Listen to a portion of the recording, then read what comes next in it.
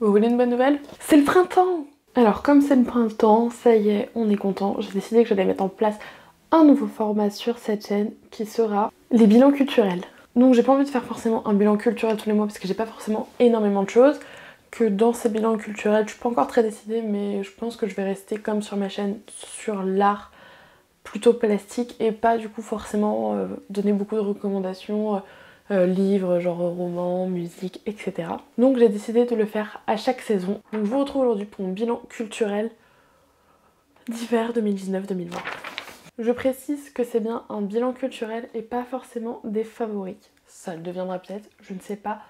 Mais pour l'instant, c'est juste un bilan. Donc c'est une liste un peu non exhaustive des trucs que j'ai vus, mais qui peuvent changer un peu. Par exemple, les expos à côté de chez moi, je vais régulièrement les voir, donc je vais éviter à tous les hivers de tout vous raconter ce qui se passe chez moi. Première catégorie, on commence par les expos. Et donc là, on va pas du tout être sur une expo proche de chez moi, puisque c'était une expo aux États-Unis, à San Diego.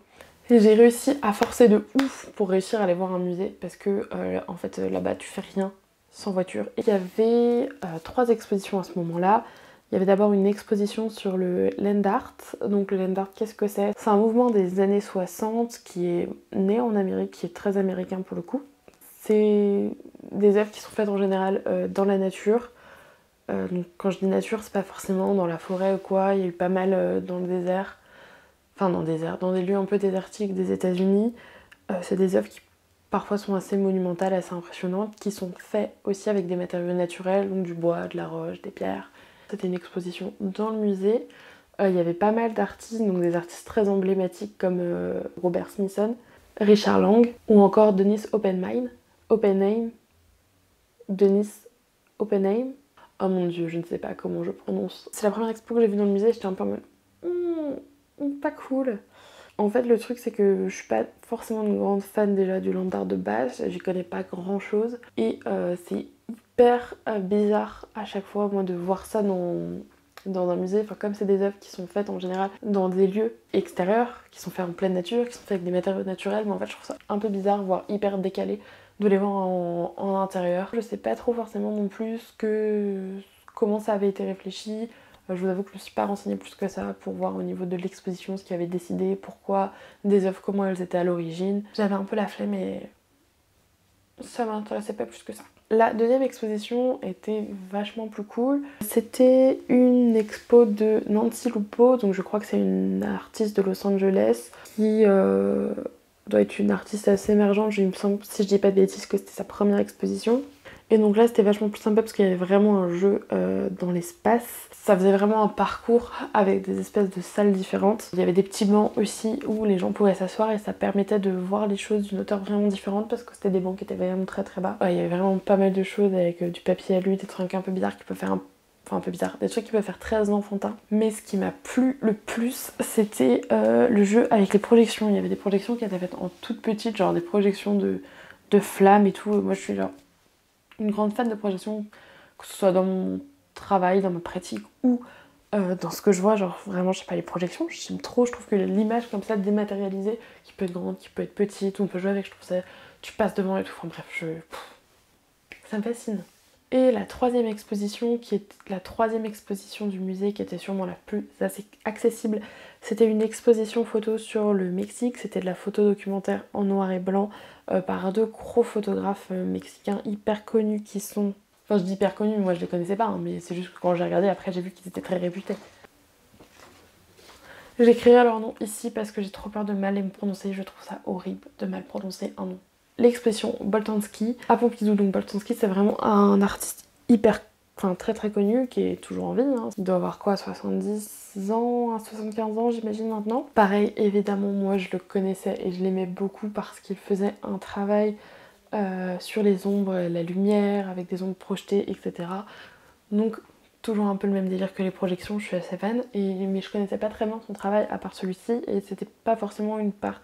Enfin, c'était une très petite part de l'exposition à Pompidou, donc j'étais assez heureuse de pouvoir le découvrir sur d'autres choses. Il y a des projections, c'est plein de jeux de lumière. Enfin, vraiment, c'était un travail qui était hyper chouette. Malheureusement, l'exposition est terminée. J'aurais bien aimé la voir plusieurs fois. Mais trop ravie, quoi. Je suis hyper contente d'avoir pu voir cette monographie. Alors ensuite on va parler de 2 événements auxquels j'ai pu assister, donc ces 2 événements rennais malheureusement. Il y a d'abord les mardis graphiques qui sont organisés par Pollen Studio, donc il y en a plusieurs depuis 2-3 ans. En fait c'est des conférences qui parlent de graphisme, donc il y a toujours un thème différent et celle à laquelle j'ai pu assister c'était sur le design dans les lieux, enfin le graphisme dans les lieux culturels, donc surtout sur les musées et les théâtres. Donc évidemment c'était super intéressant. Parce que en gros ça se compose en 2 parties. La première partie c'est une conférence vraiment sur le sujet de 45 minutes et après c'est une table ronde où il y a d'autres acteurs auxquels on peut poser des questions, etc. Et moi à chaque fois je suis hyper fan de la partie conférence. On a parlé de l'évolution des logos du Centre Pompidou, du Tate, du MoMA, enfin voilà, et c'est hyper chouette de réussir à comprendre pourquoi ces logos sont là maintenant. Surtout il y a des logos des fois qui sont assez simples et on a l'impression que le mec s'est pas cassé la tête. Et en fait tu vois l'évolution. Ou des fois t'as l'impression qu'il y en a pas, mais en fait il y en a. Hyper chouette, j'étais contente.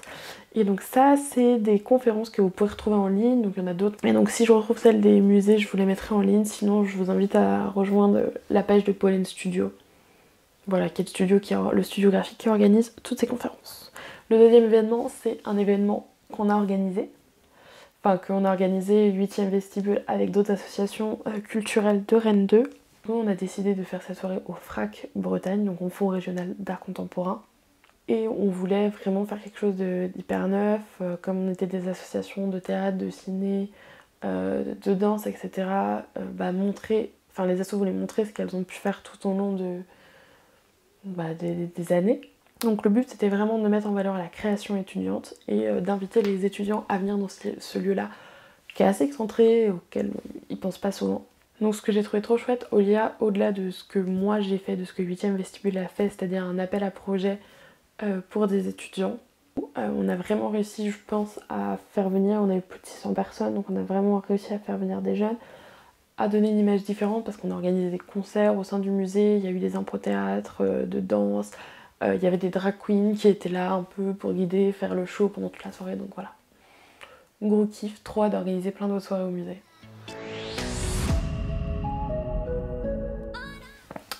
On va un petit peu parler des trucs chouettes qu'il y a en ligne. Donc je vais vous parler de 2 chaînes, enfin d'une chaîne et d'une vidéo en particulier. La première chaîne dont je voulais vous parler c'est la chaîne de Lana Songe.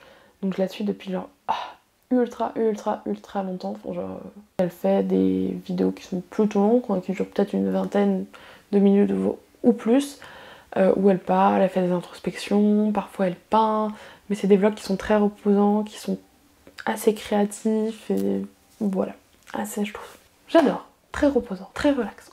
Et la deuxième vidéo, c'est une vidéo de Léon où elle parle de sa collection de livres d'art. Et j'étais en mode, mais c'est trop bien. Moi j'adore, je suis une grande fan genre des bibliothèques.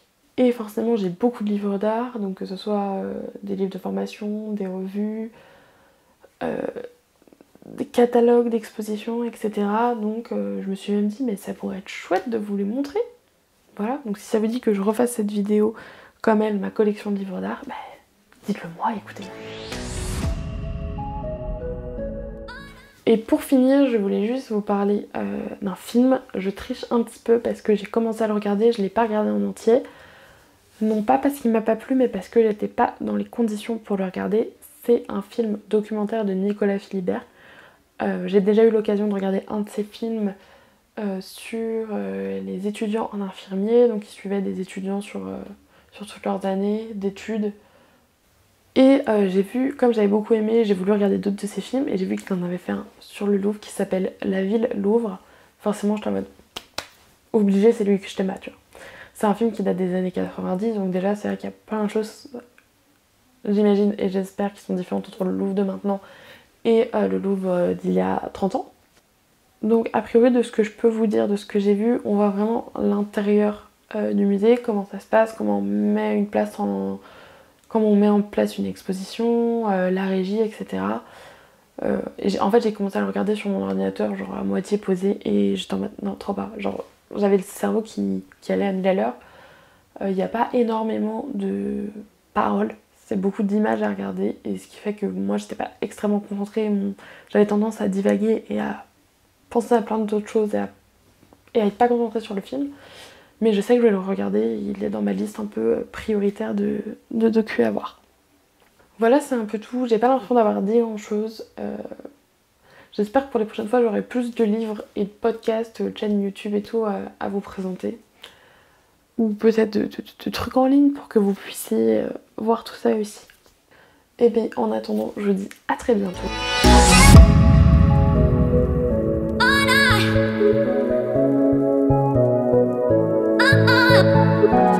no.